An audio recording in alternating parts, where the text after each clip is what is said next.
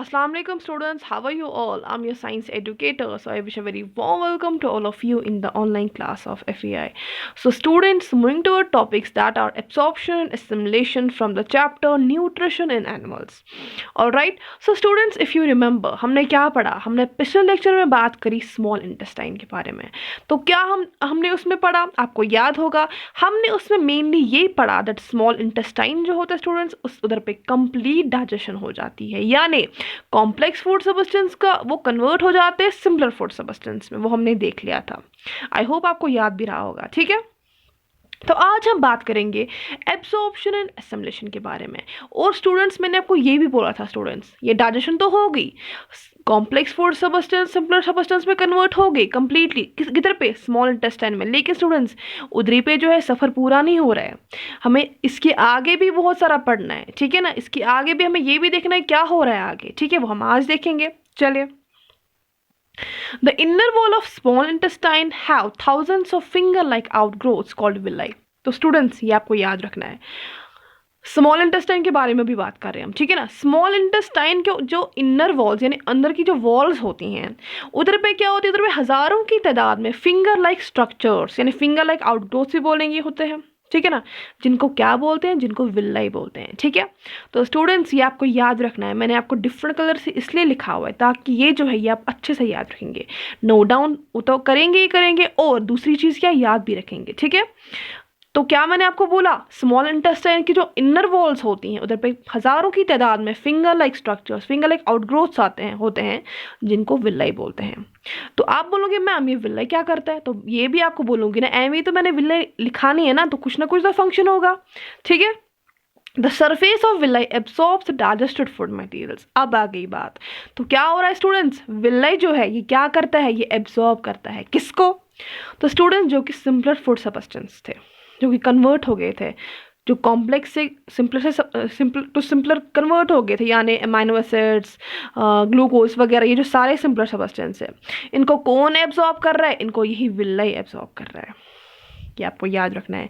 ये विल्लाई क्या कर रहा है? ये विल्लाई जो है, ये जो सिंपलर सब्सटेंस यानी जो डाइजेस्टेड फूड मटेरियल्स है, ठीक है ना, जो कि पूरी तरीके से कंप्लीट हो गए थे स्मॉल इंटेस्टाइन में डाइजेस्ट होके, वो इनको विल्लाई एब्जॉर्ब कर लेता है. ठीक है, the process by which digested food is absorbed in blood vessels from small intestine is called absorption. तो स्टूडेंट्स, अब वो प्रोसेस जिससे जो स्मॉल इंटेस्टाइन से, अब वो प्रोसेस स्मॉल इंटेस्टाइन से क्या होता है? स्मॉल इंटेस्टाइन से जो डाइजेस्टेड फूड है, जो विल्लाई ने एब्जॉर्ब किया हुआ था, वो कहाँ जाता है? ब्लड वेसल्स में जाता है.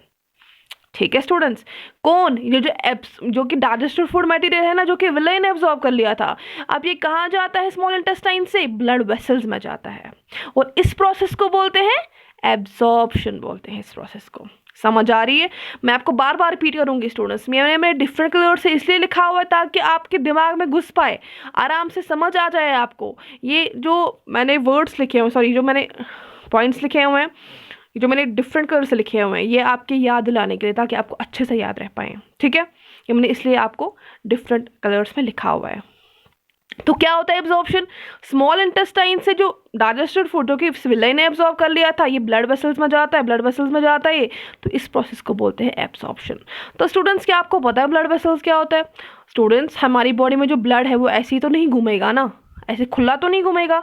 वो किन के थ्रू फ्लो करता है? वो इन्हीं ब्लड वेसल्स, जो ये वेसल्स होती है लाइक पाइप स्ट्रक्चर, आप बोलिए लाइक पाइप्स जैसी होती है. ठीक है ना, इन्हीं ब्लड वेसल्स के थ्रू ब्लड जो होता है वो फ्लो हो जाता है. ठीक है, एब्सॉर्प्शन समझ लिया.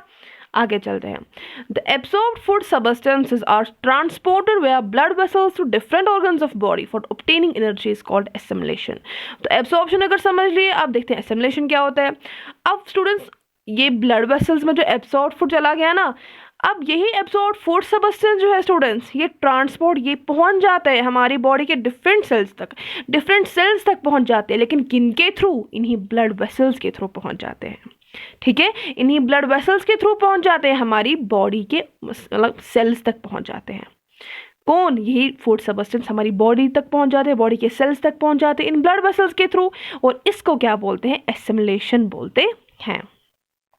और सेल्स के आगे फिर हमें हमें सेल्स के आगे फिर एनर्जी कैसे मिलती है, आगे होता क्या है, वो आपको आगे के चैप्टर यानी रेस्पिरेशन में पढ़ना है। फिलहाल आप ये याद रखेंगे, एसिमिलेशन होता है जो कि ये एब्सॉर्ब फूड सब्सटेंस होते हैं ना स्टूडेंट्स, ये पहुंच जाते हैं हमारी बॉडी के डिफरेंट सेल्स तक थ्रू ब्लड वेसल्स, ठीक है, और इस प्रोसेस को बोलते हैं एसिमिलेशन। आई होप आपको समझ आ गया होगा। तो आज आप अच्छे से ध्यान से इस टॉपिक को समझिएगा, ये विलय क्या करता है, इसका फंक्शन क्या है, एब्सॉर्प्शन क्या होता है, एसिमिलेशन क्या होता है, इनके बीच में डिफरेंस क्या है, ये आपको समझना है। ठीक है स्टूडेंट्स, समझ आए तो इंशाल्लाह मिलते हैं इंशाल्लाह नेक्स्ट लेक्चर में। तब तक अपना ख्याल रखिएगा। अल्लाह हाफिज़।